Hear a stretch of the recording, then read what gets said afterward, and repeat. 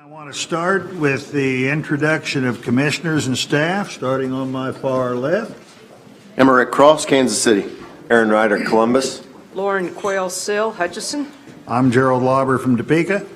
Troy Sporer, Oakley. Gary Hazlett, Lakin. Warren Gefeller, Russell. Sheila Camus, Admin Support, Pratt. Chris Tymason, Legal Counsel. Brad Love, Secretary, Topeka. Mike Miller, Assistant Secretary, Pratt. Okay.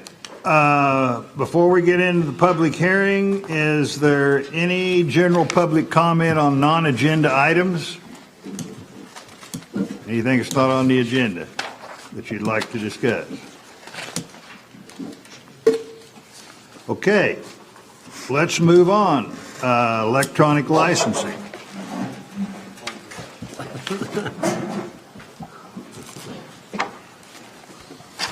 Thank you, Mr. Chairman and members of the commission.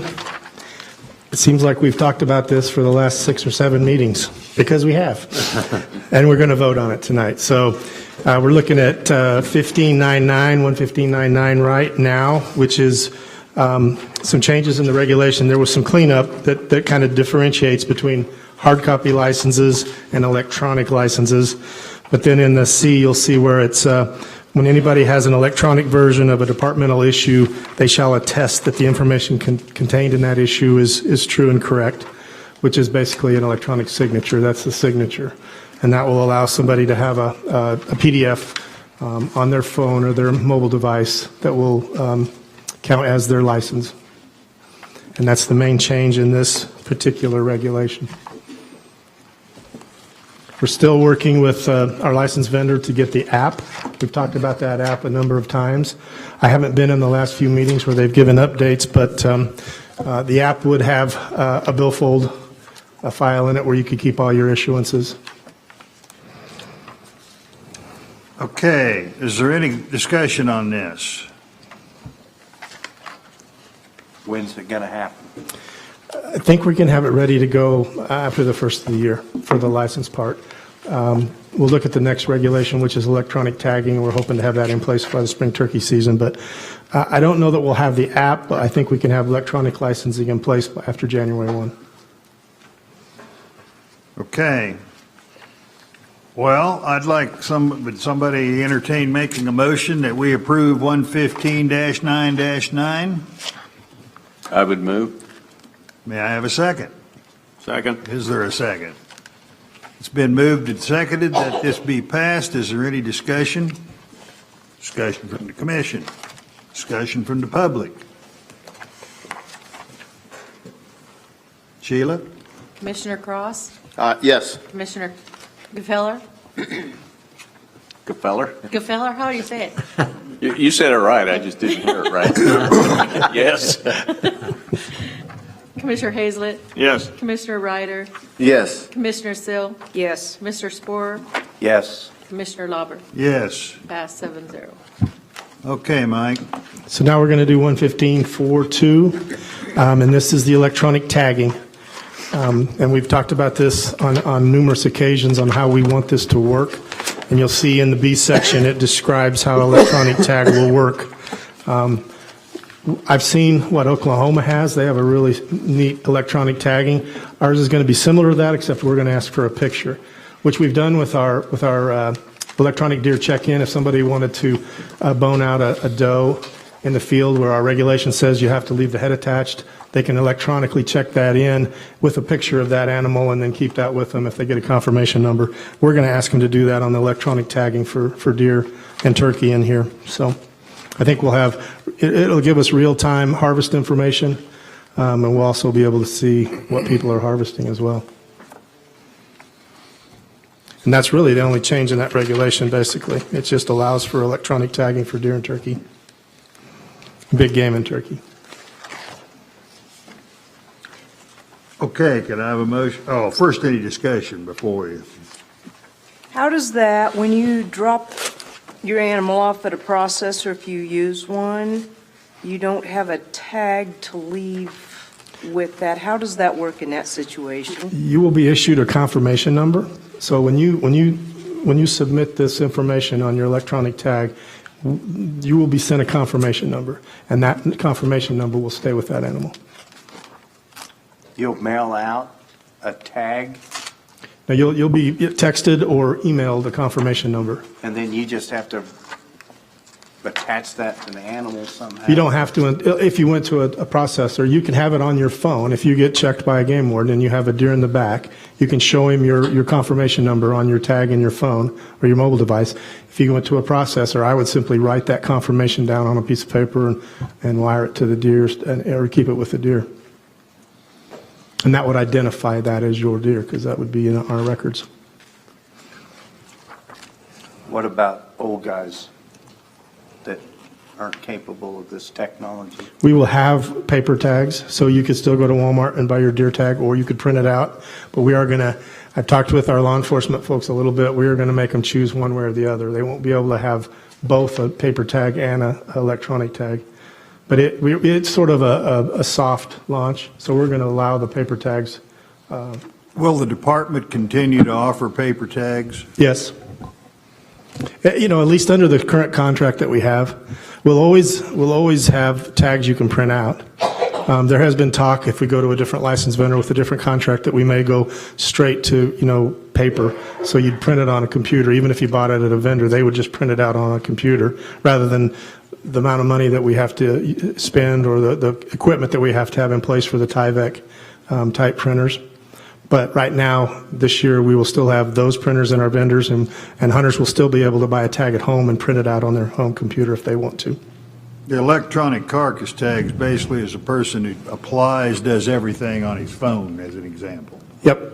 Okay. Yep. So it'd be just like in your billfold, you'd have your hunting license and you'd have your deer permit, and within that deer permit, there's also a carcass tag electronically. What about electronic federal duck stamps? I don't think we're there yet. Now, some states have had duck stamps where they can get them with a confirmation number. We haven't done that. They haven't done that in Kansas yet.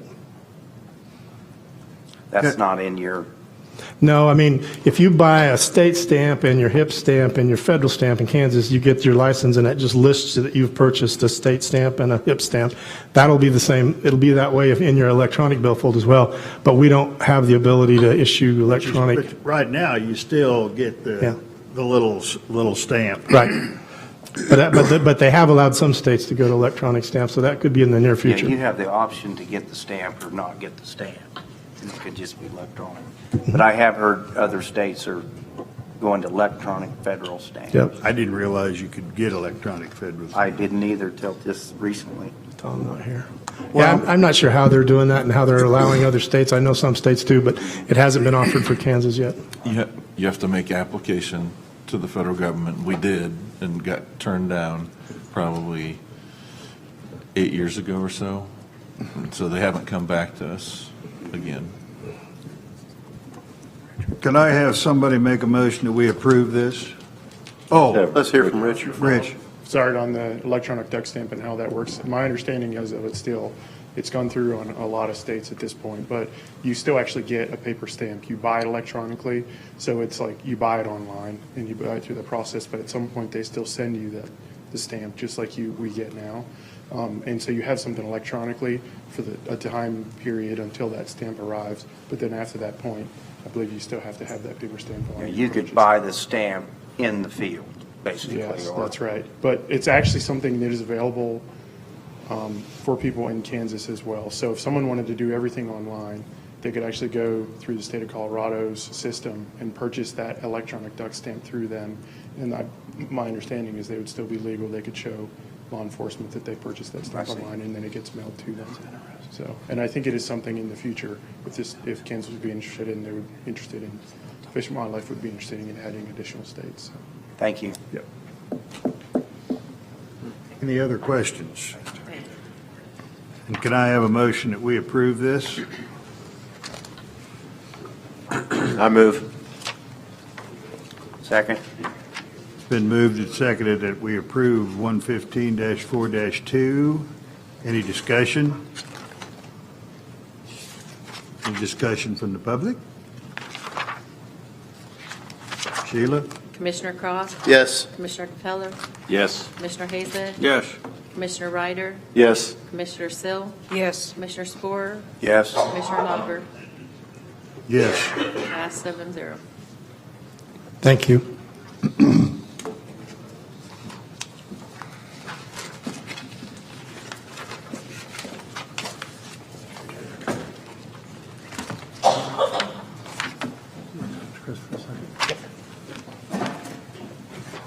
Ed, before you start, tell me again what a mucket is? A mucket is a freshwater mussel. There are two species of muckets in Kansas. One is just the mucket found in the Meridocene River Basin, and the one is the Neosho mucket found in the Neosho River Basin. And both are on the list? Yes, yes. Okay, go ahead now. Okay. We're finally at the culmination point of a long process regarding the 5-year review that we are required to do of species listed as threatened, endangered, or species in need of conservation. Just to remind you, we began the process with a petition process, and those petitions were evaluated by a scientific task committee, and that task committee also identified a panel of experts and questioned these experts and had these experts fill out a numerical review. We held informational meetings around the state. We published this in the Kansas Register. We had press releases. We notified surrounding states and governors. We workshopped this topic at commission meetings more than once. We provided public comment periods. So the process took about 18 months, and that's kind of par for the course, as it did 5 years ago. Because these lists have been around for about 40 years, we look at this as a fine-tuning of these lists. And let's get to 115.15.1. In that reg, there are both the threatened and endangered species lists. This time, we recommended 2 changes regarding the species. One is to add the cylindrical paper shell, which is a freshwater mussel, to the endangered list because of its range and population appear to be in serious decline, and it is found in the Smoky Hill and Saline rivers only that we know of. The other species showed improvement, and we're suggesting it come off the threatened species list, and that species is known as the Arkansas darter, a small fish. It is being recommended to be removed because its population shows that it's robust and resilient to stresses than previously known. The third thing we did in this list is update some of the nomenclature every 5 years due to genetic research, conventions on nomenclature. We simply are doing a little housekeeping by changing or updating the scientific and or common names that are used for these species. So with that, I'll turn it over to you, Mr. Chairman. Okay, is there any questions anybody has on this?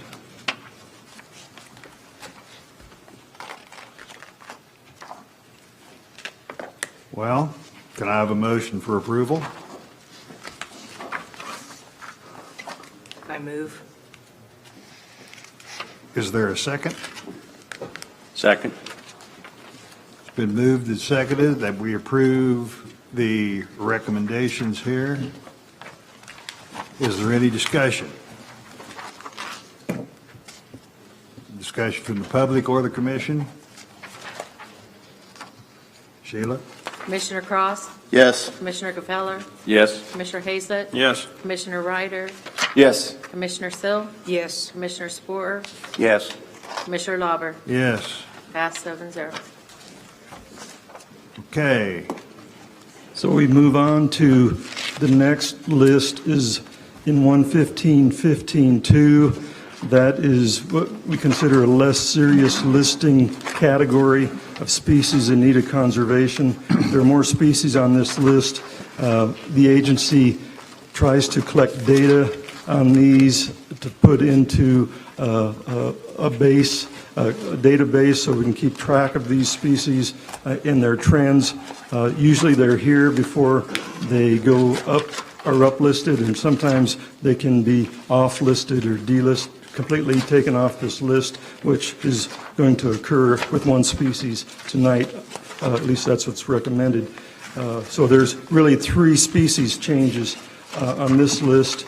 The cylindrical paper shell that was here, you just voted to uplist to endangered. The Wabash pigtail mussel is doing well enough, according to our survey work the last 25 to 30 years, that we're recommending it be totally deleted and taken off this list.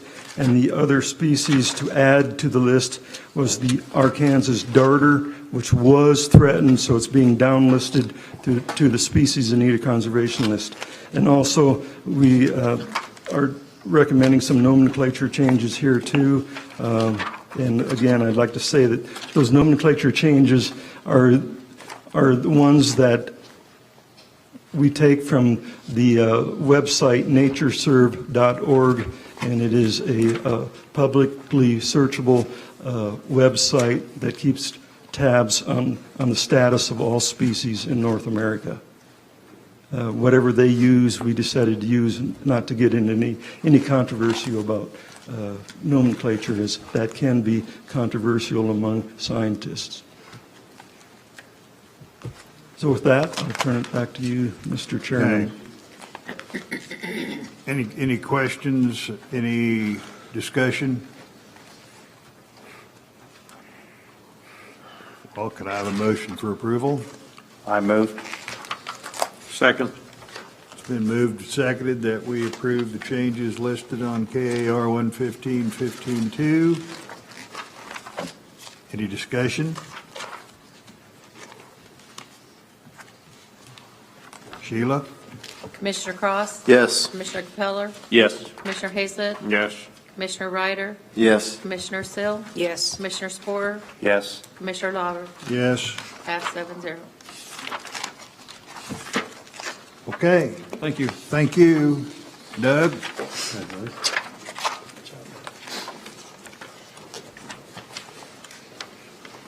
a long process. I know. It's kind of tedious to travel all around the state. Mr. Chairman, members of the commission, tonight we're going to go over the regulation changes affecting fishermen for the next calendar year. The first one that we have is 115.7-1. And what we're trying to do here is to try to protect from the unintentional spread of invasive species, zebra mussels and such, by making sure that anybody that attaches a float line to a trot line has to have a closed system so that it can't contain water that could move diseases or an invasive species from one body of water to the other. We already have that in place for the jug line fishermen or and the set line fishermen. So I think that would be the gist of it, unless you have any questions regarding the intent of this particular regulation change. Anybody have any questions for Doug? If not, I'd like a motion. Move for approval. Second. Been moved and seconded. Any discussion? Discussion from the public? Sheila? Commissioner Cross? Yes. Commissioner Capeller? Yes. Commissioner Hayslett? Yes. Commissioner Ryder? Yes. Commissioner Sill? Yes. Commissioner Spore? Yes. Commissioner Lauber? Yes. Pass 7-0. Okay, Doug. Okay, 115.7-3. This has to do with fish, the taking and use of bait fish or minnows. Currently, we prohibit the movement of wild-caught bait fish from one body of water to another, with the exception of the green sunfish and bluegill, in an effort to prevent the spread of invasive species and lookalike species, such as Asian carp can look very similar to a gizzard shad at a young age. And so we've had that in place for a while. what we'd like to do is expand on that to include crayfish, leeches, amphibians, and mussels as well, and prevent the movement of those because they often would be moved in water and could be moving veligers, and they might be moving diseases as well. Okay, we've had discussion on this previously. Is there any other questions anybody has for Doug on this?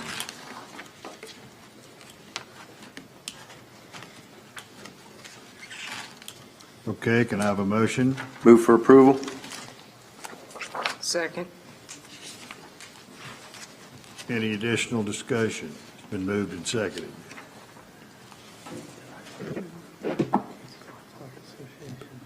Having no discussion, Sheila?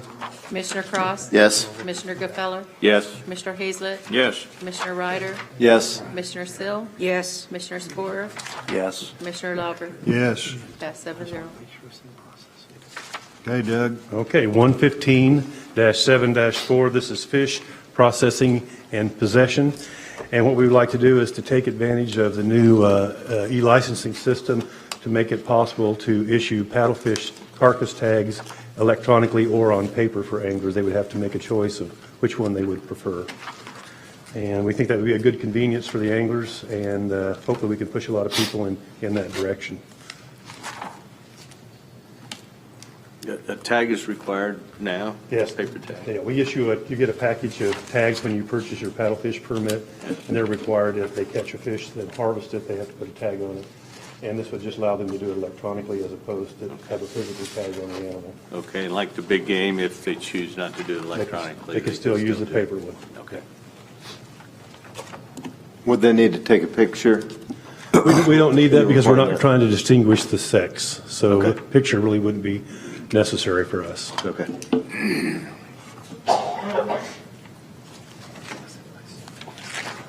Any questions for Doug on this?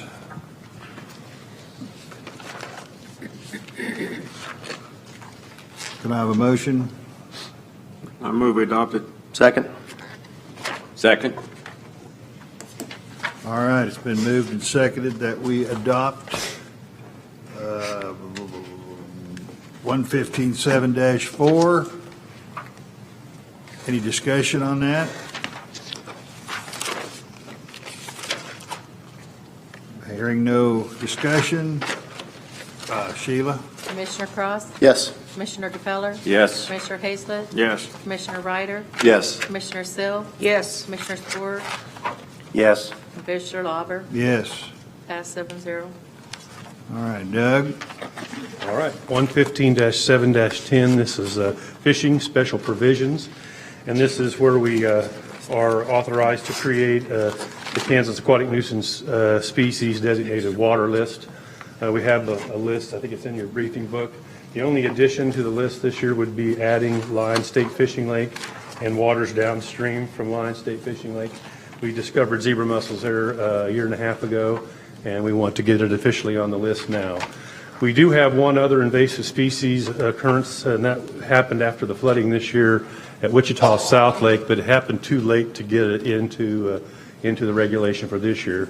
We'll still be treating that lake as a positive water. We'll be posting it as such, but it won't be able to be added to the reference document until next year.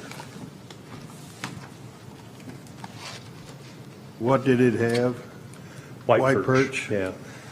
We think the little South Lake in Wichita is close to some small streams, and we think that the streams flooded into the lake, water backed up, and white perch were in those streams and were able to access that lake. And white perch got into streams because they came out of Cheney? Downstream of Cheney, yeah. If there are no questions for Doug, can I have a motion that this be approved? Move for approval. Second.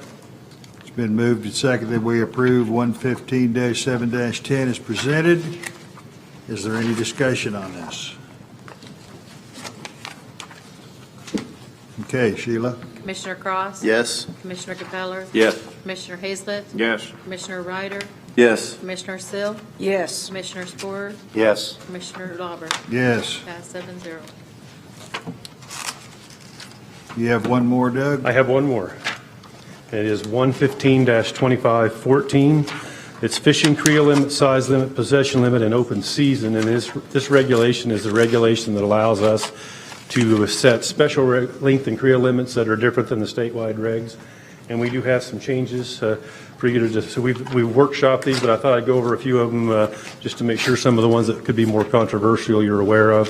One of them was the presentation that Craig Johnson gave on going with a 21-inch minimum length limit at Marion Reservoir, where we would implement the 21, and then somewhere down the line, about 2 or 3 years, we would back it off to 18 to allow some harvest.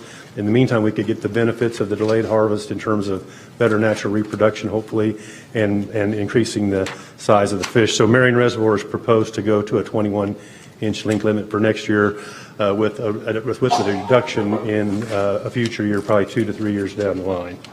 Wilson Reservoir, we're going to add a 32 to 40-inch slot length limit and a 2-a-day creel with no more than one fish over 40 inches on blue catfish. John Redmond, we're implementing a 35-inch minimum length limit on blue catfish there. And then in the mine land area, we're going to remove the minimum length limit and the 1-a-day creel limit on brown trout. We were stocking brown trout in hopes of getting over summer survival, and due to some changes in water quality there, we don't feel confident that the browns are going to make it, and therefore we're just going to go back to the same regulations for them that we have for the rainbow trout. Those are the most, probably the ones that are the most high profile in our reference document for next year. If you want me to go through the rest of them, I can, but I don't think, most of the other ones are just small changes on some of the smaller community lakes and some of the state fishing lakes. Any other questions for Doug?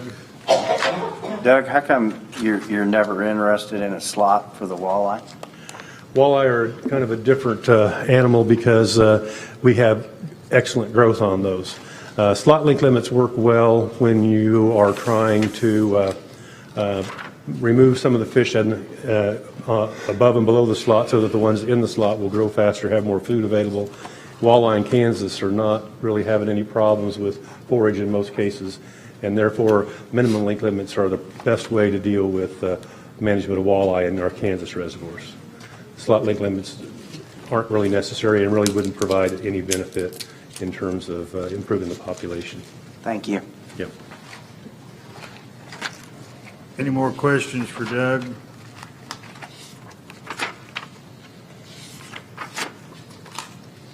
Okay, can I have a motion? So moved. Second. It's been moved and seconded that we approve 115-25-14. Is there any discussion? Sheila? Commissioner Cross? Yes. Commissioner Capella? Yes. Commissioner Hazlett? Yes. Commissioner Ryder? Yes. Commissioner Sill? Yes. Commissioner Spore? Yes. Commissioner Lauber? Yes. Pass 7-0. Thank you. Okay, thank you, Doug. Okay, Kent, we want to start with 115-25-6, a spring turkey, and then go fall turkey as the second. The briefing book has them reversed in that, but we'll start with the spring. Thank you, Mr. Chairman, members of the commission. If it's all right with you, I'll still just give a brief summary of turkey harvest and production overall, if that's all right. Sure. So overall, in Kansas here in 2019, as we all know, we had an exceptionally heavy rainfall year across the state, and that is likely to have extensive repercussions for the turkey population going forward. Overall, the heavy rainfall, in addition to low production anyway, but the extremely low production this year, again, gives us kind of that real big concern for the coming years.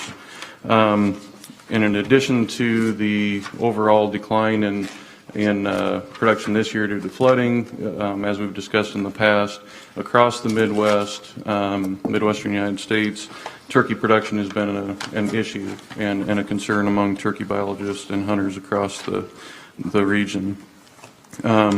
If you flip to the fourth page, which is the first page of graphs in your briefing book item, I summarize in those graphs the overall turkey abundance on that fourth page, both statewide and by hunt unit. And again, especially that, I think that top left graph is most telling in terms of the statewide turkey abundance and the declines that we've seen since the peak in the late 2000s. But those are the numbers that we're looking at there. And certainly in the eastern portion of the state, we've seen some of the most severe declines from those peaks, and we've not seen recovery really at all from that. On the fifth page, then I go into the production, both statewide and for each unit, which we estimate each year from our July rural mail carrier survey. And in that, again, as you'll see from the top statewide estimates, we're at an all-time low in terms of turkey production statewide, and especially the north central and eastern portions of the state really took hits this year. And that, again, so this is one measure, which is poults per adult. And when we look at those numbers, we discussed at the September meeting changes in the poults per hen, the overall production for our hens in the state. And basically, we've gone from at least about two or more poults per hen on average to now this year less than half a poult per hen in terms of production. And so we've seen some severe declines since that time. And so what I'm concerned about moving forward is recovery from that low production. And then on the sixth page, again, this is just how that then translates to poults on the landscape. So this is poults per 100 miles. And again, you see those severe declines since kind of the late 2000s time period. And point being that overall, some of our hunt units, especially this year after the extensive rains and flooding, are going to have an interesting time trying to recover from that. And then finally on the seventh page there, which is the last page of graphs for the turkey stuff, you see how that has translated into the spring harvest. And I use spring here because biologists throughout the country often use that spring harvest as another indicator of the abundance of turkeys on the landscape. And so you see again how we've dropped off that peak, and again, what I'm curious about is where we kind of bottom out on that, and then we can hopefully manage that going forward. So again, based on all of this, and guided by the adaptive harvest strategy that we have in place, we've made the recommendations that we've talked about. Overall, you said you wanted to talk about the spring first. For the spring, we don't recommend any change in terms of the season structure, which we talked about more last year, and hasn't been brought up this year. So no recommended changes in terms of the spring season, but we do recommend the removal of the game tag, so the second permit in units 3, 5, and 6, which is the northeast, south central, and southeast units. And those are, again, based on our adaptive harvest strategy, and of course, as we've discussed before, is also used in conjunction with that fall recommendation as well. And so I hope that we consider those as two of the same harvest strategy for our overall turkey population. How long have we had the adaptive harvest strategy? We have data that's going into the strategy since the late 2000s. It's about a decade old. 2004 to be exact. We've had the strategy in place since 2011. And have made the adjustments based on that up to about 2016. Have the trigger adjustments been considered, or the triggers been adjusted? Triggers in terms of the resident hunter success triggers? Yes, that triggers all of the recommendations. As we've discussed in the past, we have not formally modified those at this point. We have certainly considered various options. However, we have not seen any data to better inform that decision at this point either. And so, as we've talked about, even if we drop it, say 10% from a 55% threshold to a 45%, we would still be talking about recommended changes in the eastern portion of the state. And again, especially given the extreme weather this year, these continue to seem like appropriate recommendations from our standpoint.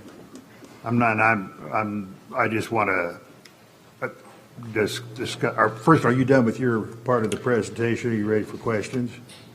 Yeah, in terms of the spring recommendations, yes. And I guess to your point too, and I think what you're asking is that we are certainly, and we have for the last several years, looked at methods of modifying the strategy, and we are currently putting research in place to help inform those decisions moving forward.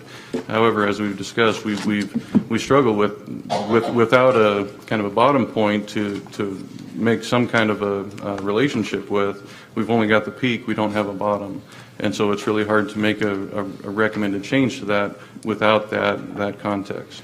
I understand. I guess part of what I'm coming from, the adaptive harvest strategy, well, it makes sense in principle. I have two thoughts on that. Number one, the triggers are basically based on now what we would all consider unachievable results.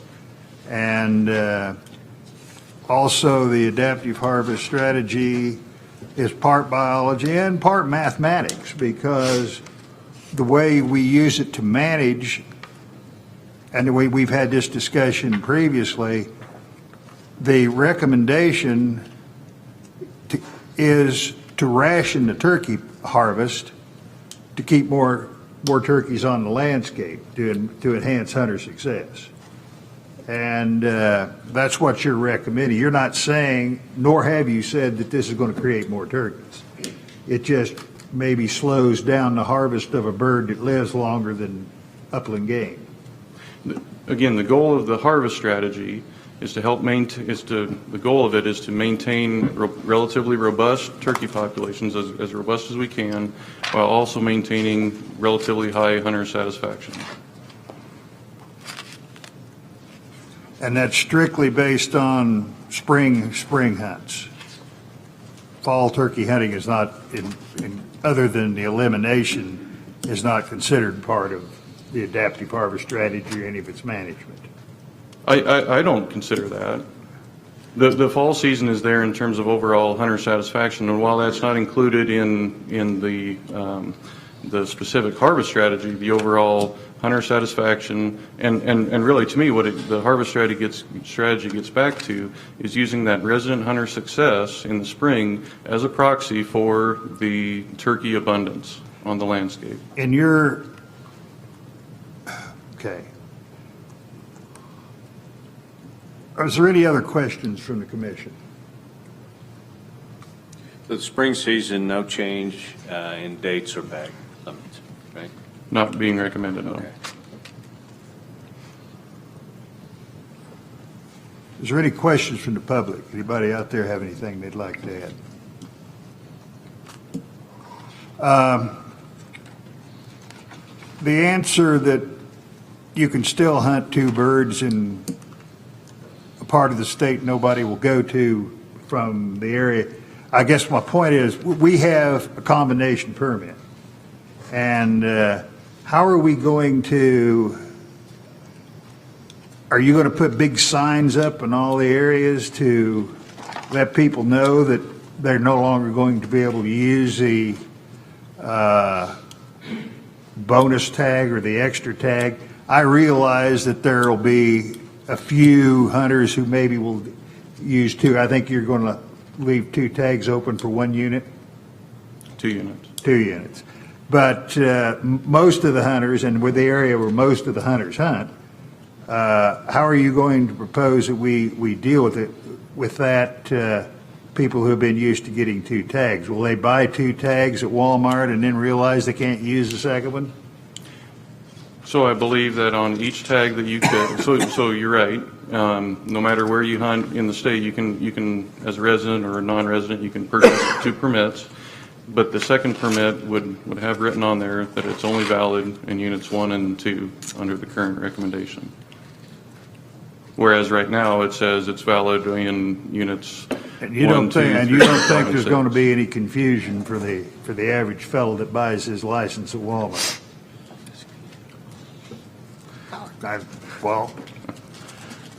in that regard, when they call me, I will not say, hey, it wasn't my adaptive harvest strategy, blame Pittman. So, You're talking about 2 tags for 1 and 2? Sorry, say Or that 1, again? 2, and 4? Which units are you going to allow two tags? So currently, the recommendation is to leave the current structure of units 1 and 2, which is the northwest and north central. So they currently are 2, and then the recommendation would be to drop the units 3, 5, and 6, so the northeast, south central, and southeast, to only 1 permit, and not allowing a game tag. What about unit 4? Unit 4 would also stay the same, which is a limited draw, and no Okay. current fall season, Okay, just there's only 1 tag in 4 anyway. on a limited draw basis. Right, okay. well, where I'm coming from on this is I don't think that the elimination of the game tags will make any real difference, but it might, it will. There's probably 10,000 turkeys that would be harvested that would be pushed over into the next year conceivably. I don't think closing the fall season makes any difference. It might make some difference to reduce the availability to use a game tag, and I'm going to propose that we do that. I think that it is going to aggravate a lot of people, and I think there's going to be a lot of people who are going to be confused. I think that some newspapers have been covering it okay and bringing these things up. We've got public comment going both ways. So I suppose I reluctantly will go, I'm going to recommend that we do what you suggest. But I don't think it's going to make that much difference. I don't think you're going to be able to make any more turkeys. And I think by reducing the harvest, closing seasons, there are 42, or there, a lot of other states are dealing with the same thing, and we're taking a much more aggressive approach than other states. We'll find out, I guess, whether that helps. And it'll take 2 or 3 years of only having one bird lawfully harvested to be able to see whether it makes any difference. So what's the rest of the commission think?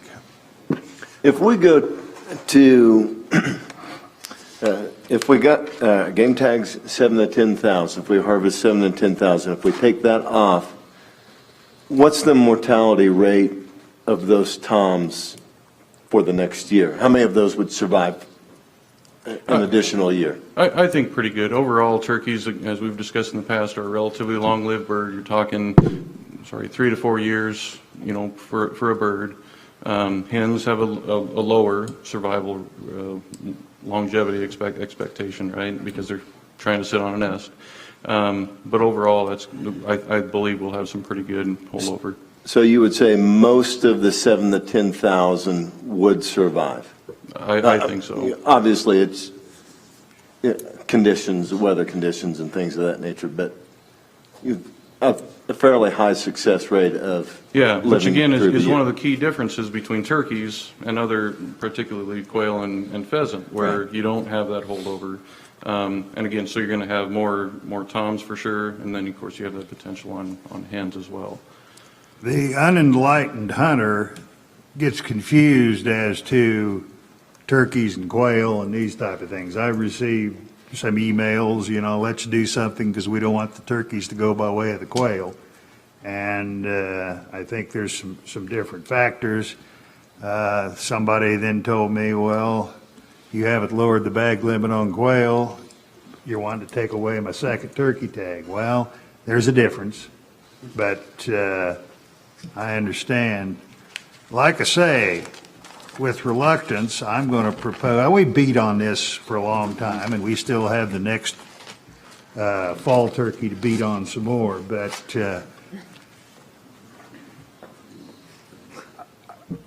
I think we might want to consider trying your recommendation, but you be prepared to defend your adaptive harvest strategy if people really get upset over it.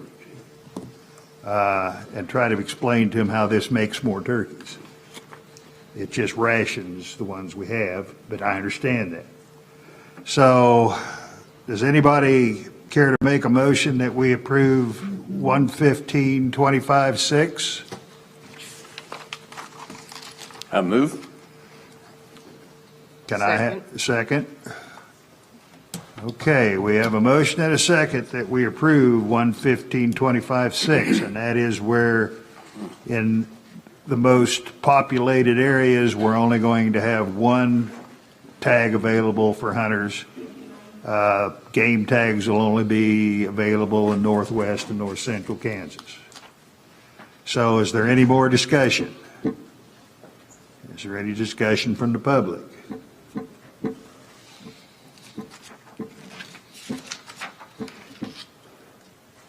Well, Sheila? Commissioner Cross,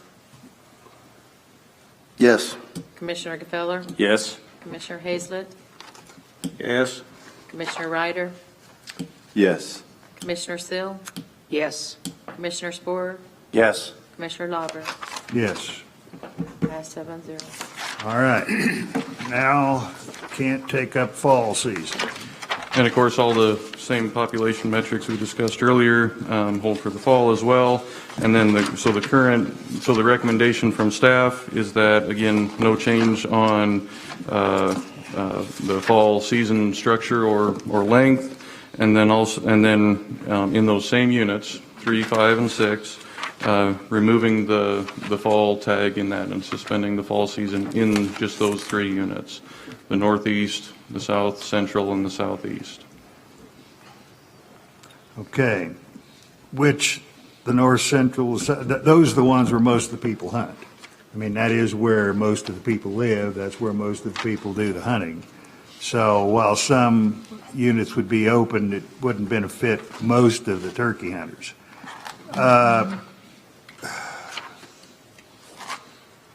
I don't think closing, you know how I feel, Ken. I don't think closing the fall season will make any difference. We're not harvesting enough birds now, it's insignificant. You know, we're harvesting some toms. We're harvesting last year 440 hens in the entire state. This year, when turkey numbers appear to be down and more scarce, less people hunt, we'll probably harvest less. There's no question that turkey numbers are down in Kansas. There's no question turkey numbers are down everywhere. But 42 states have still maintained a fall season. There is some cultural and social benefits to having a fall season. And even though it's a real sport, and it's been around for probably as long as spring seasons. And if it gets closed, particularly because of the adaptive harvest strategy, we have triggers that are unachievable. So it's never going to change until somebody puts a bullet in the head of the adaptive harvest strategy. Fall season will be closed forever, and I don't think that's right. I just can't accept it very well. So what I have done is I have provided an amendment. I'm not sure it will make any difference, but it does show some spirit of compromise, is that we have a 123-day season now, less firearms deer season. And my proposal would be to keep fall turkey season open, but reduce the number of days by 2/3 to a 41-day season. Now, season length has some effect sometimes. It may or may not have any effect, and because all we're wanting to do is sort of continue to restrict and hamper harvest. It does indicate some degree of compromise, but I think that's a sufficient compromise. The biggest difference is going to occur with the motion we passed a little bit ago as to whether or not it will hold off the harvest of a bunch of non-producing toms and maybe give them more body weight and longer beards for the next year, and maybe increase the hunter satisfaction. I don't see any benefit to closing the fall season. And so what I would like to see, all things being equal, is that we would take the amendment as presented and then put the amendment in it and go that way. Let's see what some of the rest of the commission has to say. Does anybody have any thoughts? Do you mind if I make a quick statement? Oh, yes, please. Just in terms of the adaptive harvest strategy, as I mentioned earlier, for the last 4 years that I've been here, we've discussed it and we've looked at ways to modify it accordingly, right, as we learn more information. And as I mentioned, we do have research happening right now that will help us inform that. Now, I can't say that it's going to be in place tomorrow or specifically next year, but please know that staff are working on this as we can, and so I think that we will certainly have more information coming out of that in the near future. It's just we haven't had it hasn't been able to make its way into the strategy yet, but that is certainly the intent from staff. 4 years ago, when the adaptive harvest strategy first came, the first response to the triggers was to close the fall season. And I can't see where any change in triggers is going to make any difference with that. That's the reason I say when you close the season, they'll never open again. That's just the way that's going to work, because that's that's been the recommendation from day one. And I don't know, we may want to start over with the adaptive harvest strategy. Maybe we change the triggers. I don't know what the number is, but we do have. We got to pass laws today, or regulations today, to go forward. And is there any other discussion on this matter with the commission? I've got a couple of questions. We got some input from the Wild Turkey Federation, and they say that the benefits are small early, but are geometric, the way I understand it. So isn't the issue the hens? Because the toms can cover multiple hens, and if the hens are long-lived, they produce hens, who then produce hens, and it's geometric. And it'd be nice to see some sort of scientific discussion of that. But if the hen is the issue, why do we allow hens to be harvested in the fall? Why not just have a male harvested in the fall? And there are a few states that do that. There's a bearded only season in several states. Certainly not the majority, but several. And so the argument on that traditionally has been for either opportunistic hunters or even the traditional fall hunter is that it doesn't kind of fit well with the traditional hunting method for fall harvest. And so I think that plays or is true for the traditional fall hunter who breaks up a flock and calls them back in, and then also especially any potential upland bird hunters who are more opportunistic that might have a bird dog that points a turkey and wants to shoot it. If we were harvesting thousands of hens a year, that would be an issue. But when we're harvesting 400 hens a year and they're averaging a half a bird per paw, it just didn't make any difference. Well, if they're long-lived, it's a geometric calculation. Well, and it doubles every year, potentially, or triple, whatever the numbers are, in terms of the survival rate of the poults and how many of them are hens and so forth. You know, we've And if seen the average life of a hen is 2 to 3 years, then she's got 3 generations of offspring that are producing birds. So, but I don't see any facts behind it. I see the input we got from the Northwest Turkey Federation. It makes a little bit of sense. But I understand the problem taking away a season too, and it just seems to me if the issue is really just the hens, why not allow the fall season and eliminate the hen harvest? Would that change the experience, Chairman, of the fall turkey hunter? Yes. But if we're wrong, I mean, if we continue to allow it and the numbers continue to decline? It's not, based on the declines we've had now, it's not because of what we've been harvesting in the fall has not made that kind of a difference. It's all nesting conditions. Isn't it, Well, Kid? Well, so from my perspective, again, we've had these significant declines in production, down to where this year we're probably less than half a poult per hen, right? But the potential difference of that is extreme, right? We should be talking about 2 to 3 hens per poults per hen, sorry, rather than half, right? And again, this is an extreme year in terms of rainfall. I hope it's the exception rather than the rule. But the last 10 years of data don't show us that. We've seen this decline. And so my real concern is that when we have good years, that we won't have the number of hens to try and bring it back, right? That's where my primary concern lays. Well, but if we start having 2 or 3 poults per hen, the number of hens that's insignificant that we harvest in the fall isn't going to make any real difference. It's not going to take very many hens to start building the population back. I guess where I'm at, and I'm only going to have one vote, we've already agreed to reduce the harvest, which will have the greatest effect on hunter satisfaction probably.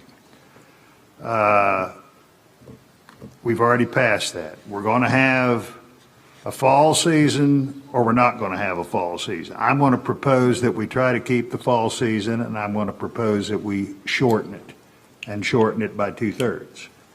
I don't know if that's going to make any difference or not. It will have some effect. It'll have some effect with the incidental take, where people shoot a bird in the fall because it came under their tree stand. The true turkey hunter who wants that serious experience, it probably, he's going to go one way or the other, and he's going to make it in those 40 days. As long as the adaptive harvest strategy is around, we are going to have this discussion every year. And we can see what sort of harvest takes place next fall. We're going to see if these things make any difference. And I hate to do both things right now, and that's what I want. Does some of the rest of the commission have any thoughts? How many turkeys are going to be saved with just going to one tag? With going to one bird per person? Well, how many turkeys are going to not be shot? You're talking about the fall season? No, spring season. The spring, as Commissioner Rader mentioned, 7 to 10,000. 7 to 10,000. How many turkeys are harvested in the entire state in the fall season? It's on the second page of your briefing book item, but typically 12, last year there was a total of 1,200. 1,275 turkeys harvested. Okay, so how many of those turkeys were harvested in the proposed units that are going to be closed? So I just ran some numbers this afternoon while we were sitting here. In the 6 weeks that it looks like this amendment would encapsulate, for the last 5 years, which has been the primary time when we've been at one bird for the fall rather than the 4 that we were several years ago, approximately 35 to 45% of the harvest happens in those first 6 weeks. Now that said, as Mr. Chairman mentioned, I expect certainly a decent number of hunters to just move their hunting dates into that time period. And so I would certainly expect that to go higher. But what we've seen those last 5 years, about 35 to 45% of the harvest of that overall season happens in that time period. And you see, I don't think that will change. I think it'll affect the incidental take. But the early part, October, is when the time that you're going to want to try to break up the little flocks and call them back together. By the time the season gets later, they're already grouping up in huge, big flocks, and they're just birds of opportunity then. The true fall hunter isn't going to be chasing them at that point in time because they're not as ready to be called. You don't have the young birds learning to talk. I think that it will drop it quite a bit. I don't know whether it'll drop it more than 50%. Based on what you're saying now, if hunters didn't change their ways, then we would harvest 500 birds next year. Well, there might be a few people hunt a little more in the fall, but most of the true fall hunters are going to do all that hunting and do it already now in the early part of the year.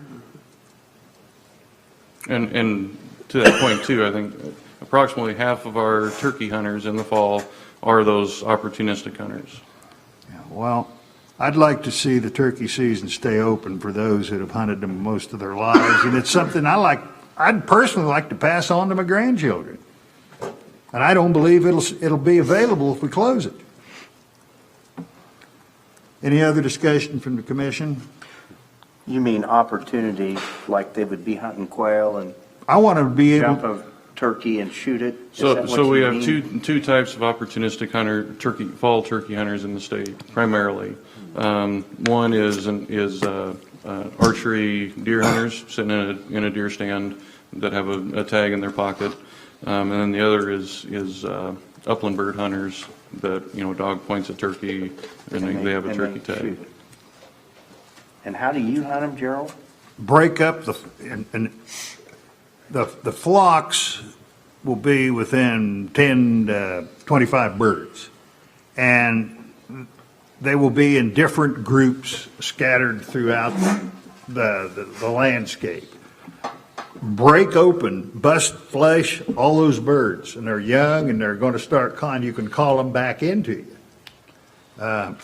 You don't have big hen gobbles like you're trying to call a tom, but they're very vocal, and it's a really exciting hunt to call them back. There are those that make it a point to hunt the toms when they group up late in the winter, but for most of the turkey hunters who intentionally go after turkey as the target game, they're going to hunt them earlier. And they're already doing it that way. They're not going to go out any later. And so I think the incidental harvest will be down dramatically. Maybe I'm wrong, and we'll be back here talking about this next time. But we haven't closed a season that's been open as long as the spring season. How much?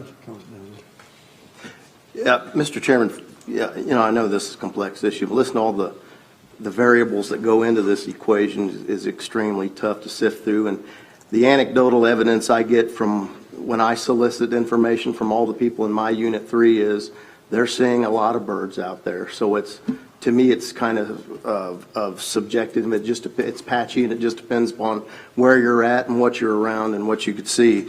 Giving up one in the spring, I think, is a major step towards what we're trying to achieve here collectively. And I think I could get behind and support this shortening of the fall season and still leave the opportunity for harvest. How much revenue would we be giving up eliminating the fall season? Eliminating it entirely? Yeah. Or just in the affected units? In the affected units, yeah. It's in the briefing book. I need to find it.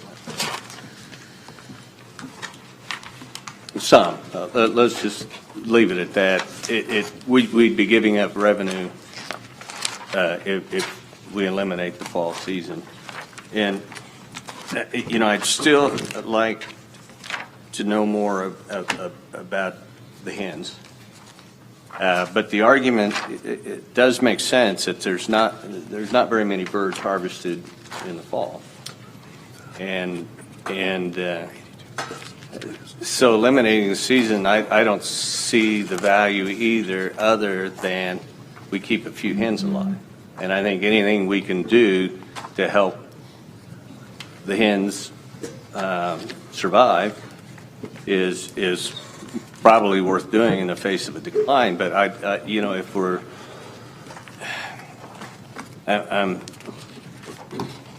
it's not compelling enough right now to me to eliminate a revenue source and to eliminate a season, and maybe upset, it's not a lot of hunters, but enough that it may not be worthwhile. But so the next question is, how soon, if we approve the thing as amended, and we decide we still need to do something different, how soon can this be reconsidered? In time for next season, or is it in place for 5 years, or what's the? So the current recommendation would be to put it in place for the fall 2020 season. Right. So starting next October. Right. But that said, just like the other big game regulations, it's revisited every year. Every year, okay. Now, as Chairman Lauber mentioned, we do have an adaptive harvest strategy to help inform those decisions. Mm-hmm. And if, for example, we were to stick strictly with that, then there would be kind of a 1 year of, well, it hasn't actually taken effect in 2020 yet. Mm-hmm. And so if you stuck to that, you'd be looking at 2 consecutive years of either increasing or decreasing rates of hunter success.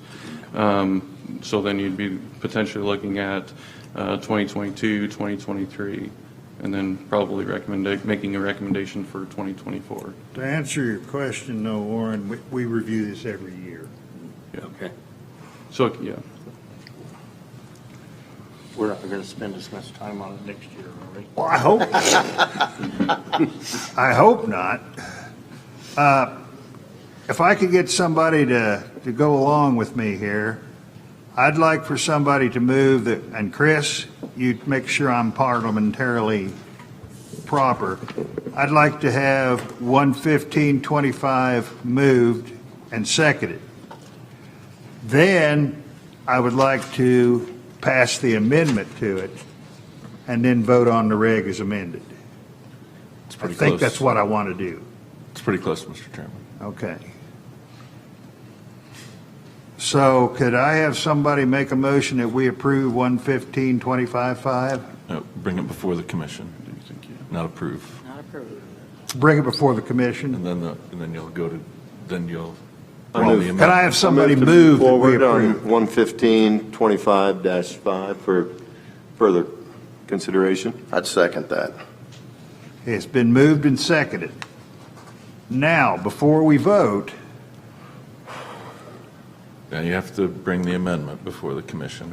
right, now I bring the Bring the amendment before the commission, and then discussion for the public. okay, I to- bring the amendment before the commission, and the Yeah. amendment Yeah, is to, A motion and a second to bring the amendment. we already have a motion in a second. But we need one on the amendment. Yes. Okay. You guys have the amendment in front of you. I'd like to have the motion to approve the amendment. It's called Amendment Proposed Subsection B5 as follows. It's a motion and a second to bring the amendment before the commission. Which one? Just to bring it to the commission, not Which to one? approve it. The Not whole to thing approve or it. Right. Just one? I so move. Discussion. The whole thing? Just the amendment. Yes. We have the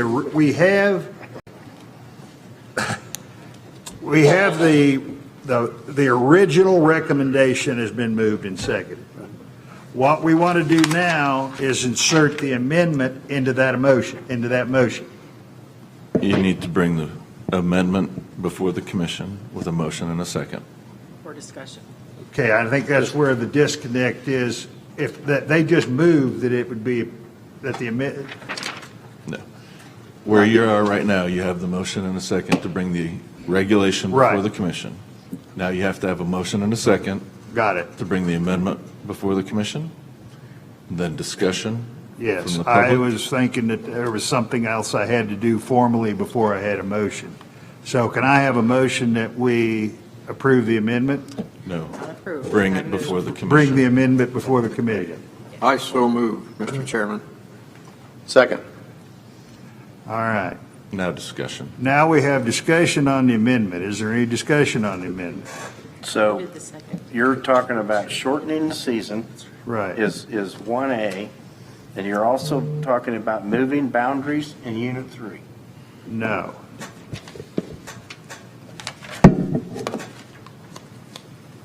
Commissioner Spore, the amendment just changes the number of permits authorized in those boundaries. So the boundaries, the language that exists currently, it would strike at the bottom there. No permit shall be authorized for Unit 3, and it says an unlimited number of permits authorized in Unit 3. So it would change it back so it would open those units back up to hunt. But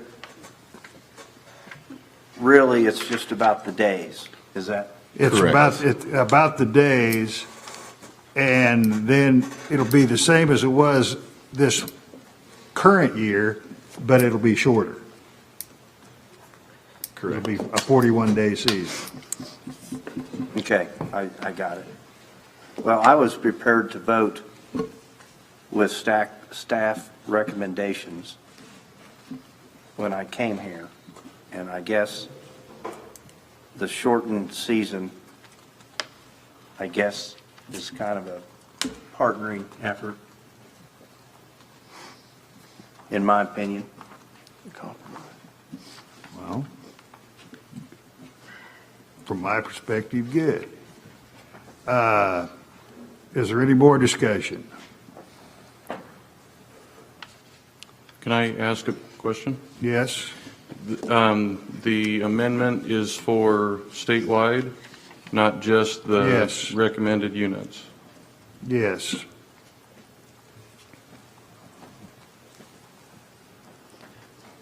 Does that mess with Unit 4 then? No. No, because Unit 4 is closed to fall season. Okay. That always has been, hasn't it? Well, I was just making sure that this wouldn't open it up. Okay. All right. Now we need to vote to approve the amendment, right, Chris? Discussion from the public. Any discussion from the public? Now's your chance. Hello, Commissioners. I'm Don Herbert. I'm from Iowa, Kansas. I'm the Kansas State Chapter President for the National Wild Turkey Federation.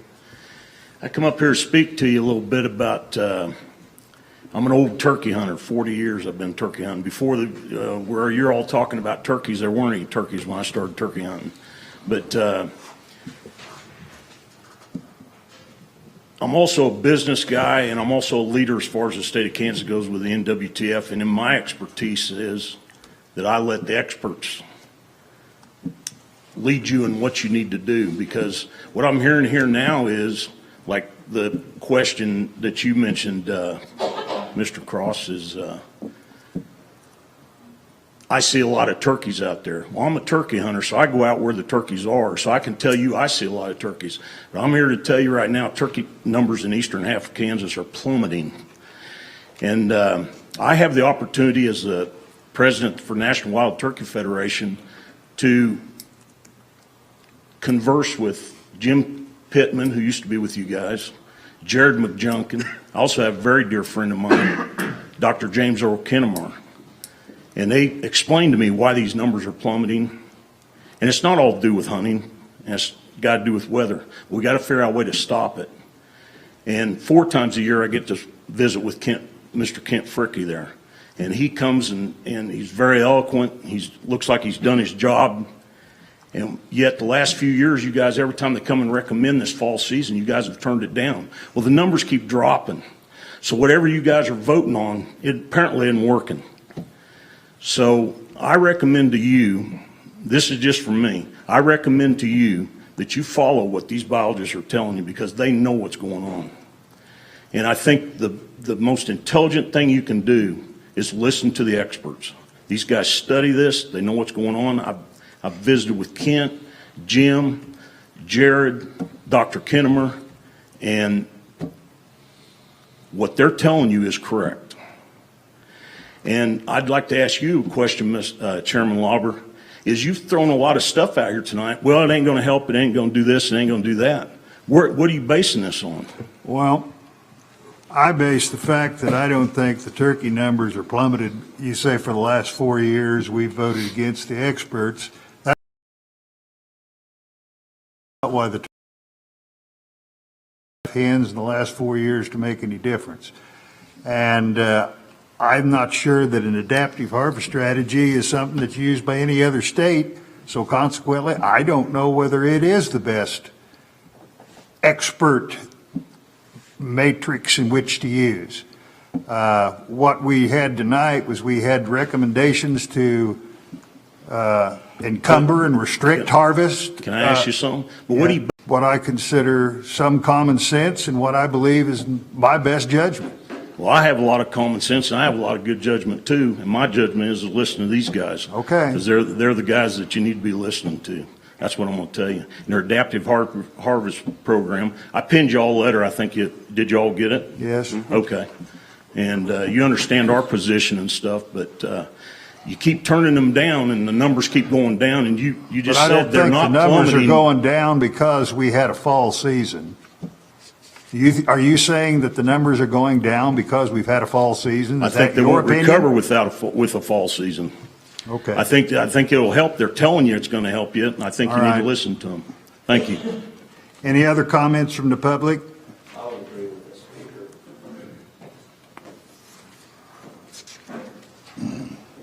Jim Pittman, I'm a biologist with the NWTF. I just wanted to reiterate some of the stuff that Don Herbert said to you. First of all, we support the staff recommendation in full. We appreciate the Commission's willingness to approve part of that recommendation a moment ago, which is dropping the spring permits from 2 to 1. But we believe that the fall season, the suspension of that fall season is the more important portion of that recommendation.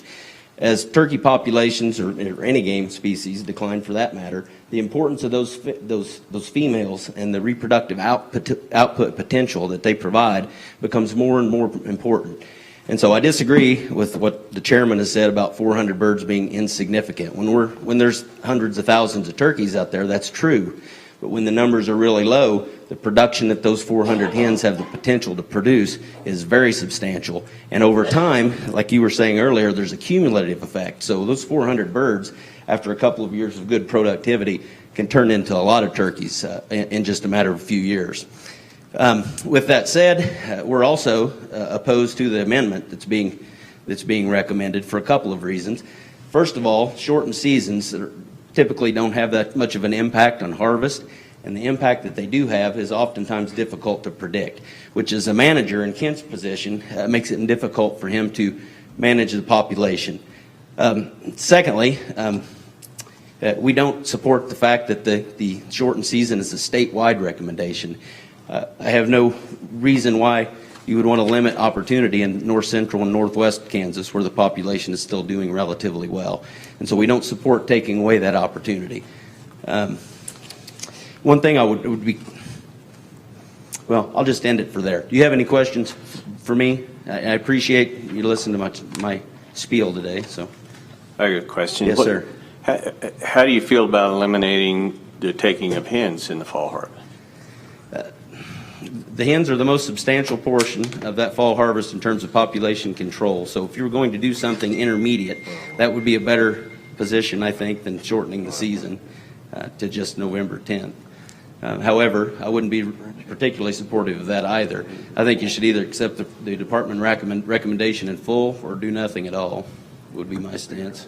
Now, you represent a lot of turkey hunters, right? We do, yep. So how do you think they will react to elimination of the fall season? There'll be some that are upset about it, but I think the majority, at least the ones that I've heard from, are supportive of the staff recommendation. They recognize that there's a problem. They recognize that part of the solution is keeping as many hens as possible in the landscape to maximize productivity when we do have good conditions. Good. And so I think overall the majority of folks are going to be supportive. Jim, you wrote the adaptive harvest strategy.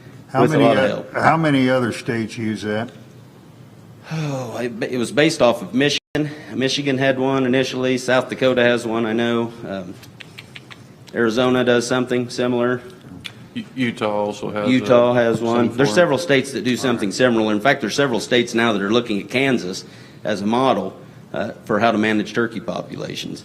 And so I think that the commission should stick with that adaptive harvest strategy and see how it plays out over a few years. We recognize that 55% trigger may not be something that that the department would want to continue to use in the future.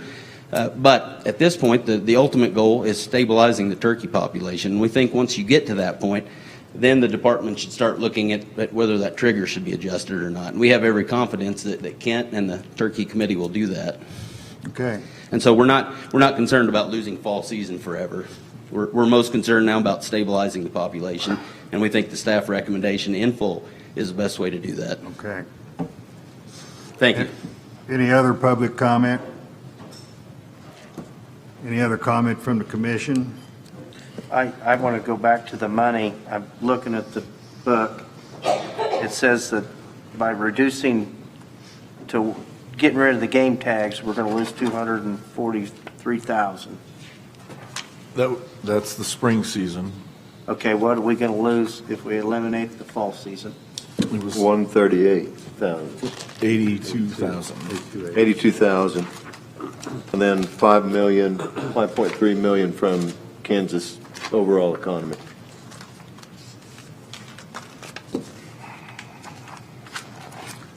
Okay. I keep thinking about you guys obviously hunted quail or quail hunters, and the quail populations have been horrible, for several years, but we still maintain 8 quail and 4 pheasants, and everybody just goes back to habitat. And I keep thinking about that. The one thing that Jim says, it does make a point, but I don't know what I want. I suppose my theory was that we would just shorten the season statewide because it's those areas, I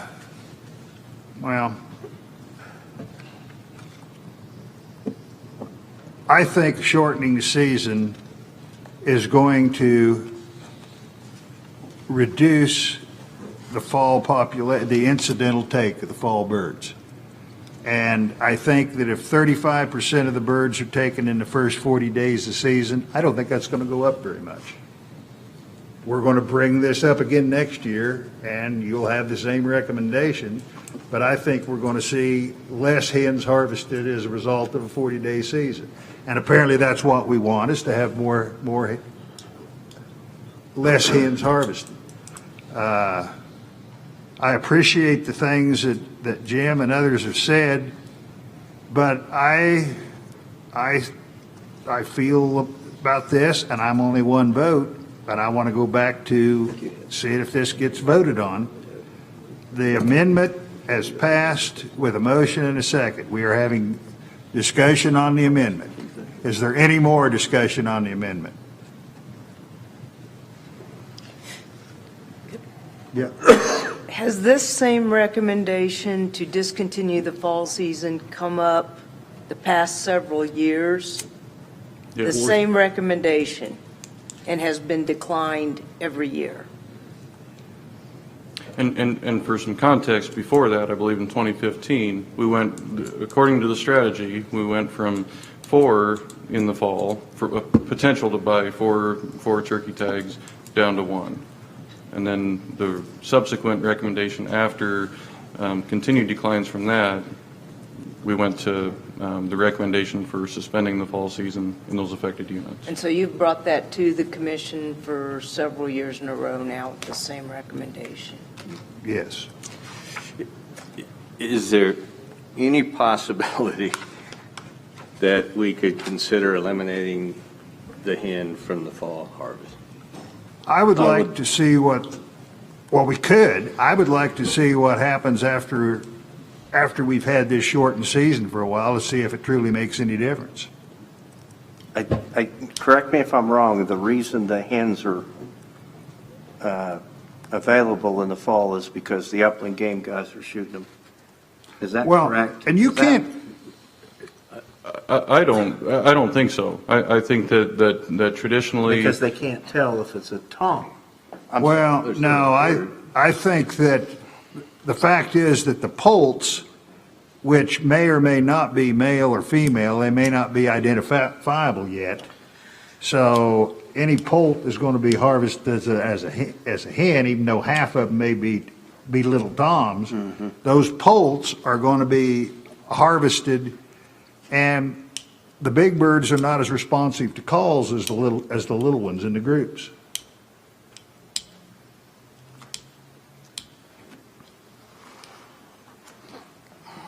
Is there more discussion? I would like to have a vote on this amendment. We've had a motion and a second. We've had discussion. There's no more discussion. Is there anything else anybody wants to add?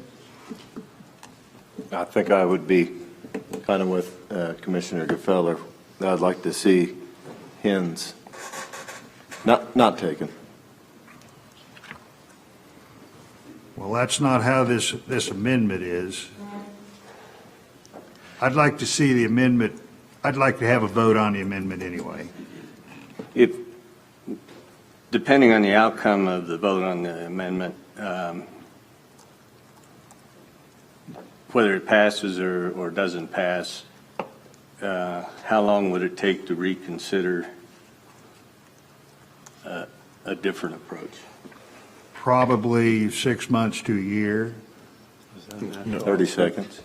It depends on what we're going to talk about and all the things that we've talked about, whether it's a logical outgrowth of the discussion. So it has been discussed previously about hens. While we don't have a written amendment, which is always the preferable method, we could have an amendment on the regulation to eliminate hens if that were the case. That could be offered tonight, right? It could be offered tonight. Okay. I'd like to go ahead and vote on this amendment. Any more discussion on it? Okay, Sheila? Commissioner Cross? Yes. Commissioner Gefeller? No. Commissioner Hazlett? Yes. Commissioner Ryder? Yes. Commissioner Sill?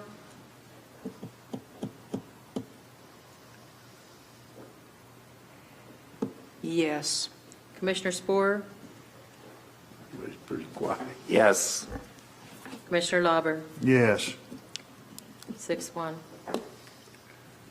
Okay, we have the amendment passed. So now we need to incorporate the amendment with the original motion.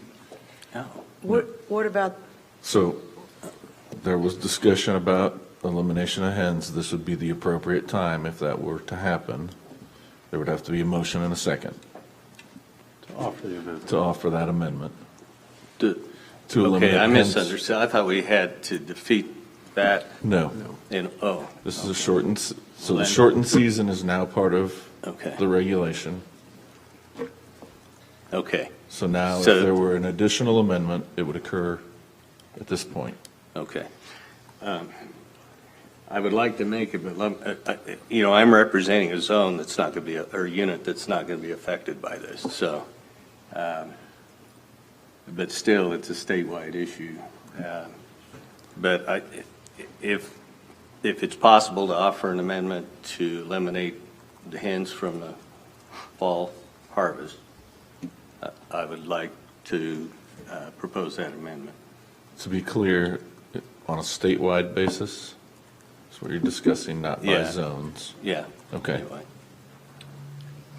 I would second. Okay, it's been moved and seconded that we eliminate, we have no hens, bearded hens only. I mean bearded birds only. Is there any discussion on that?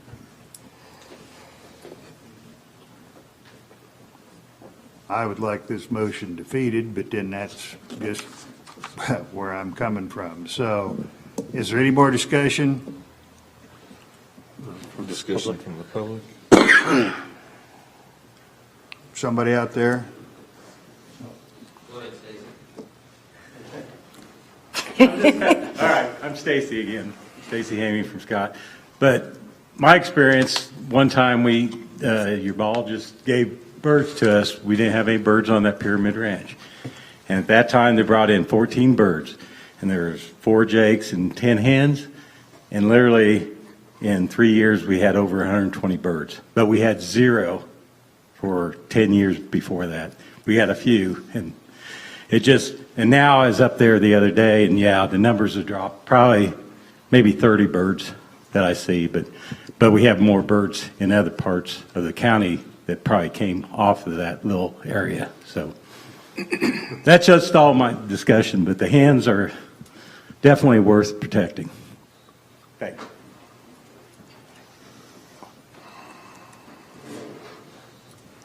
Again, Jim Pittman, NWTF. I'm just curious why you're making a proposal to reduce the hen harvest and shorten the season in the north central and the northwest part of the state, where turkey populations are still doing relatively well. That's just taking away opportunity there. And so that would be my question back to you. I represent the Northwest, and I've talked to numerous turkey hunters that don't even fall turkey hunt. And, you know, I don't know that I talked to all of them, but I sure talked to a lot of them, and nobody seemed to really care about a fall turkey season. Well, there's several that do. You just haven't run into the right people. Yeah, I guess so. But yeah, and to reduce their opportunity just doesn't make sense to me. The circle that I was surrounded by suggested that fall turkey season wasn't that important. Right. That as I see here, it is important to. It's certainly less important than spring season, but to those people that do fall turkey hunt, like the chairman, it's very important. And so I would urge you to not reduce opportunity where there's not an issue. Well, So, if thank I'm you. reading these graphs right, that there's a decline in all the units, right? It's just not as severe in some? Correct. And we haven't hit those triggers in terms of the adaptive harvest strategy In unit 1 and 2. within those 2 units. And so, of course, with all of this, that's getting us away from some of that unit by unit management that has been the goal of turkey management in Kansas for quite a while. Kent, would you say that turkey numbers are down in northwest Kansas, but you don't have the hunters harvesting? I mean, we don't have the level of harvest for sure. As you move into western Kansas, we get into a little bit more of an, not ideal, but let's just say ideal situation in terms of the populations in western Kansas seem to be moderated more by weather, which historically we've said is probably statewide. But especially in the eastern portion of the state and a little bit into the central, we haven't seen that moderation. In the good years, we haven't seen the bounce back that we've wanted to, right? We don't necessarily see the bounce back real big in terms of the western portion of the state, but again, you don't have as many birds on the landscape to rebound, and so you don't see that as quickly. But we do see a little bit of the more cyclical population cycles that we expect to see in relation to weather. And that's where, in the eastern portion of the state, we haven't seen that. And so again, even irregardless of the harvest strategy, the eastern portion of the state, we have concerns. I have concerns statewide, but we don't see that as much in the west.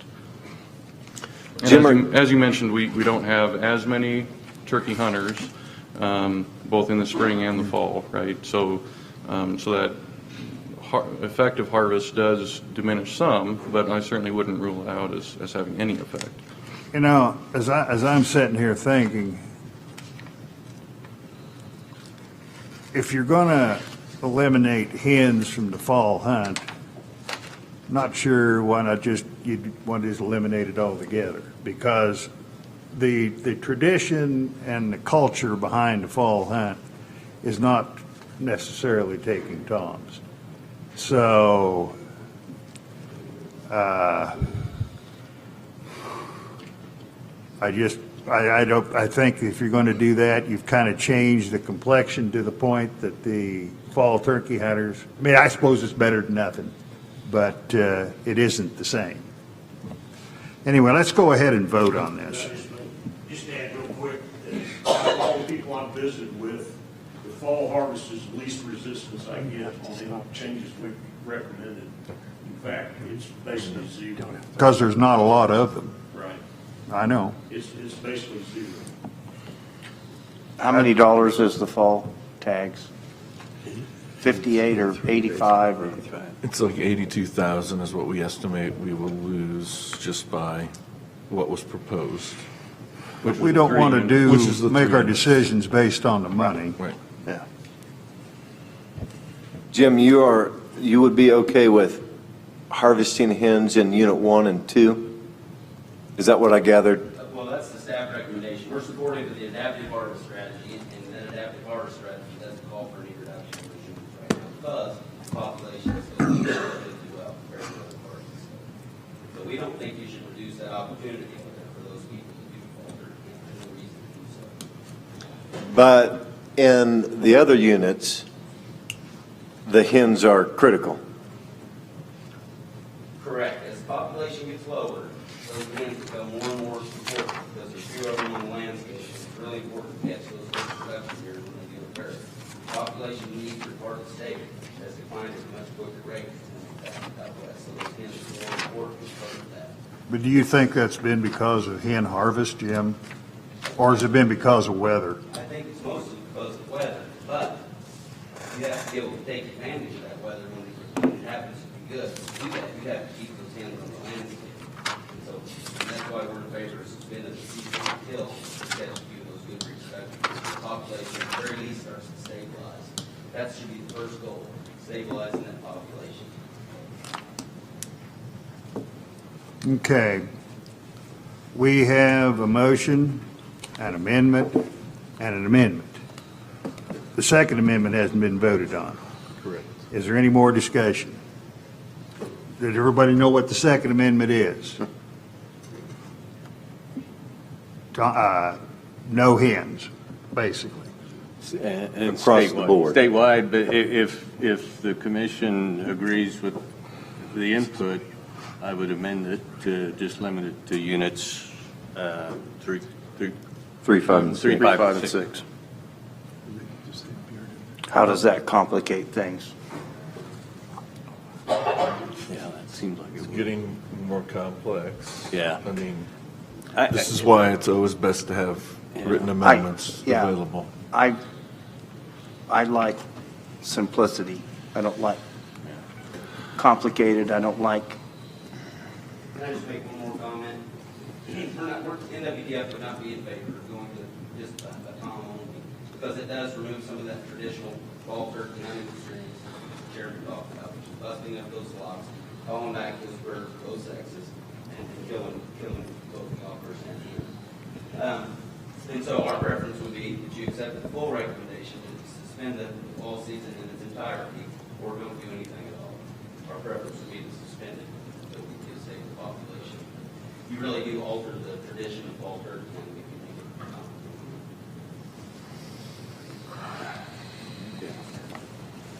Well, I guess my thought with the motion is we got to think the long view here. And if I'm just not sure that eliminating the season is the answer. Eliminating or eliminating hens from the taking,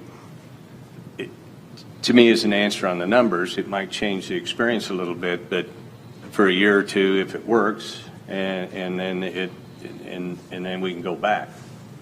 But I think we got to do something. And if the staff believes this will help stabilize the population, and I understand numbers pretty well, they just don't understand biology very well. But if it is a little bit cumulative, a little bit can become a lot at some point. So I just feel like we got to save the hens. And from a staff standpoint, I mean, again, during these past 4 years, and as part of the strategy, we don't have that hen only, or sorry, tom only season in there as a package because of this complexity, right? And so that's why we either have, we don't talk about shortening seasons, we don't talk about one sex versus the other than spring, obviously. We only have either have the season in the unit or don't have the season. So you're in agreement with what Jim Yeah, which comes, Proposed, of course, from comes his back to the standpoint. original recommendation from staff, which was to either eliminate it, either keep it as a whole or eliminate it. And we've, again, talked about that at length. So what are the chances if we'll suspend it? I like that terminology better than the eliminate. If it is suspended, what are the chances that that will come back in those units where it's been suspended 2, 3, 4 years down the road? From my perspective, as the turkey biologist for the state and the chair of the state turkey committee, who's the state biologists all come together to discuss these things twice a year, and as a committee, we have heartburn on all these things. We talk about this for days on end, right? But that said, with the benefit of the harvest strategy is that it doesn't just disappear, right? We just move one notch down. We have the potential to move one notch right back. Again, we continue to look at the thresholds, the triggers that help us decide when and how to move through those steps, but it stays there on that rung of 7 different options that we have to work from. But from a practical standpoint, once the season is suspended, eliminated, whatever, it's difficult to move the bureaucratic system to get it back. It just doesn't happen that way. And I believe it's the same process that we're following right now. Except staff wouldn't, we're always supposed to take all of staff's recommendations, and I don't see staff ever recommending it once it gets out of here tonight. I don't think it'll ever recommend it, that it be included again. And from my standpoint, as the biologist for the state, I certainly would not rule that out at any time. Well, we have an amendment that the last amendment is one that I think Jim says he wouldn't support that. He'd rather have all of the recommendation from staff or none of it. And so we have the second amendment, and we got to get it on or off the table. We got to vote on it one way or the other. Yeah, I'll leave it on the table. All right. Well, I think we've had enough discussion. Sheila? Commissioner Cross? No. Commissioner Gefeller? Yes? Commissioner Hazlett? No. Commissioner Ryder? I'm going to switch to no. Okay. Commissioner Sill? Yes. Commissioner Sporer? Yes. Commissioner Lauber? No. Fails 4-3. So now we have a motion and the original amendment. Do we need more discussion on it? No. Unless you want to allow. What's the original amendment? Back to the written amendment that we had here. Staff recommendation, but the amendment of having a shortened season. No. Not the staff recommendation. Well, we took the staff recommendation and the amendment, shortened the season, and brought back the fall seasons in those 3 areas. But that's already been approved, right? Well, the motion has not been, the motion was made and seconded. The amendment was approved. Then we've been voting and discussing the second amendment, which failed. Now we're back to the motion as amended. You're on the regulation as amended. The regulation as amended. Does everybody understand where we are with this? Shortened season, no change otherwise. Right. Shortened season, no change otherwise. Yeah. Any other discussion?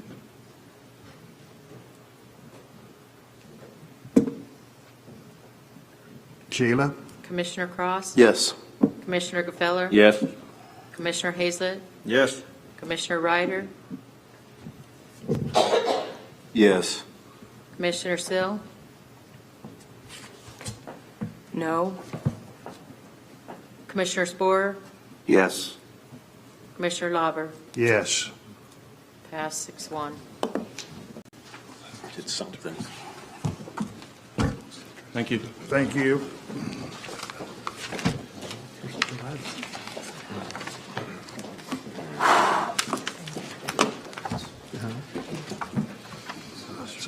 My turn. Okay. Linda? Thank you again, Mr. Chairman and Commissioners.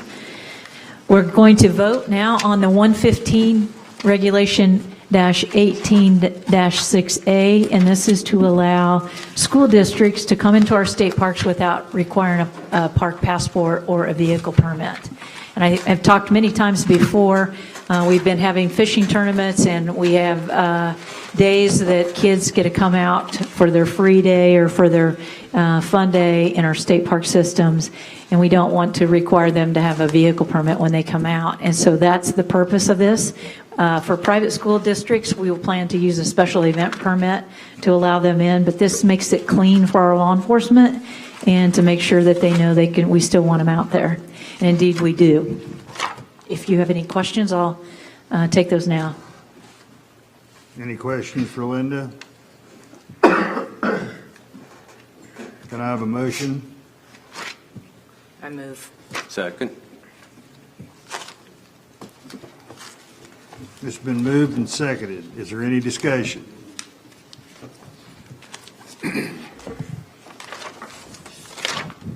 Sheila? Commissioner Cross? Yes. Commissioner Gefeller? Yes. Commissioner Hazlett? Yes. Commissioner Ryder? Yes. Commissioner Sill? Yes. Commissioner Spore? Yes. Commissioner Lauber? Yes. Pass 7-0. Thank you. And the final thing I have this evening is our secretary resolution for our free days for next year. We do these every year. We typically have a free day for all state parks on May 2nd. It's the beginning of our camping season to kick it off. Let's Camp America. It's a national event. And then we also have our Opt Outside, which is usually referred to as Black Friday. And we usually have some fun events where we allow people to take photos in our state parks and post them on social media, and we'll do a drawing for cabin stays or something to get people outside besides shopping. And then we allow state parks all across the state to have a free day in their own state park for an event they have. And so that's what these are for, and it's just a secretary's resolution. I don't believe we vote on it. Is that right? No. So that's for your information. And the free fishing days, too. Would you cover that? Oh, yeah. Sorry. And included in that is our free fishing day, which is always in June. The first weekend in June, right? Yeah. Oh, gotcha, right here. June 6th and 7th.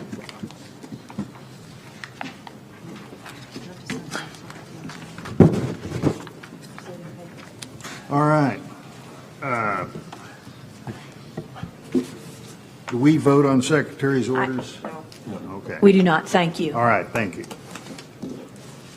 Sheila, do we have any other old business we need to deal with?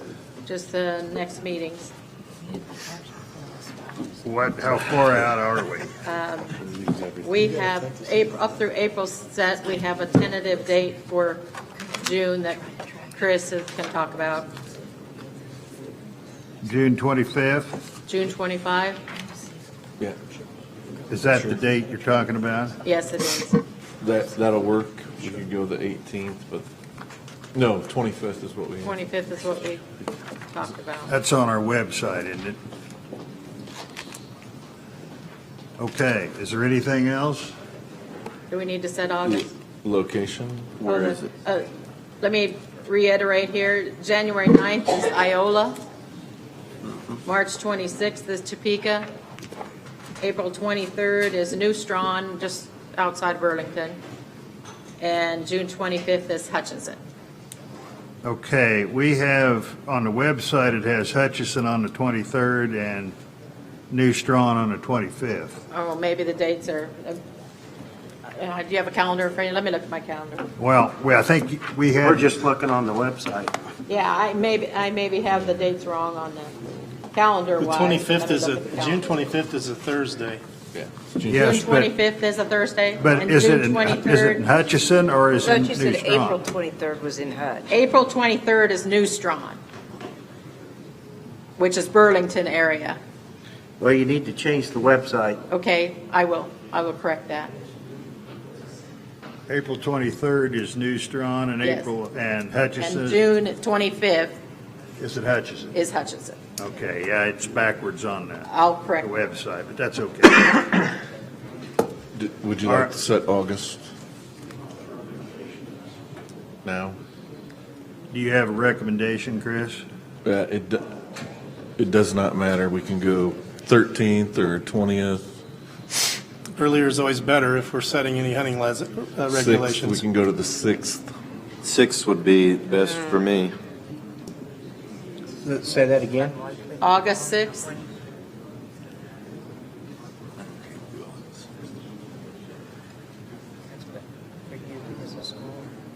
We Yeah. stay away from that first week. That's the big Uh, week for everybody. 13th would be okay. 13th be all right? Would, That'll be the first. 13th would not be good. 6th or 20th would be better for me. In August? In August. I can't do the 6th. Go the 20th. I can't do the 6th. Go to the So we're looking at the 20th? 20th. Is that fine? 20th You up, would be Mike? fine with me, Well, preferable. it just Is it, depends. is it too tight? It just depends. You know, and since we've started setting the waterfowl seasons earlier, it hasn't been near as critical, but this year we still voted on a few things that we had to wait until after the commission meeting. So, I mean, we can work with it. But it does make it a little bit tight, so. Well, the dates at this far ahead don't matter to me, but I think we have several people that can't make the 6th or the 13th. What was last year's? What was, It was the first weekend, it was the 2nd of August. I think 2nd or 3rd of August last year. was it? This year. No, This year. No, this year was the, first day of school. I know that. Oh, this year, Would have been the 15th. this or year the was the 20th. 16th. 16th? No, Yeah. no. It was 15th last, or the year 22nd. before was Yeah. the 2nd or 3rd. We were able to get it in. Will the 20th work? 20th. It'll get more of the commissioners will be able to be here. We can make it work. And a location? Thank you. Location, August 20th? so we can start.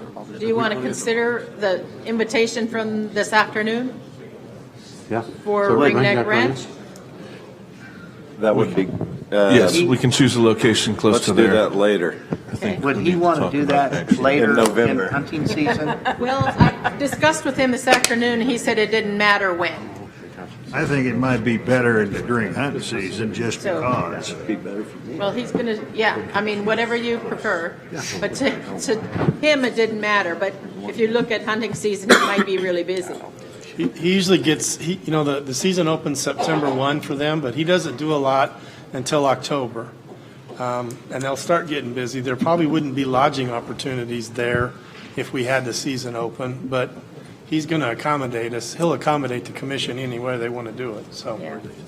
Do you think that August makes sense to have it there? You would still be able to tour the hatchery and see how they raise the pheasants. You'd still be able to see the facility. See how the control shooting Okay, let's go ahead and do it then. That's at the Ringneck Ranch. Yeah. We'll decide whether we meet at the ranch or if we meet in town. It would be Beloit if we meet in town. If we meet at the ranch, we'd have to decide, but we will definitely tour the ranch. Either way would be good. I mean, if we meet in, have the meeting in Beloit. Yes. But that morning go to the ranch. Yes. I mean, we can work out those details. I'll visit with Keith and make sure that works for him, but Okay. I think that would work. Yeah, I discussed it with him before the meeting started today, and Yeah, if he would prefer another date, then maybe you do the January or something. yeah, I mean, we can change it. I mean, if I'm working with him, we can change it till a later date if we have to. Yep. So, Okay, we done? Meeting adjourned.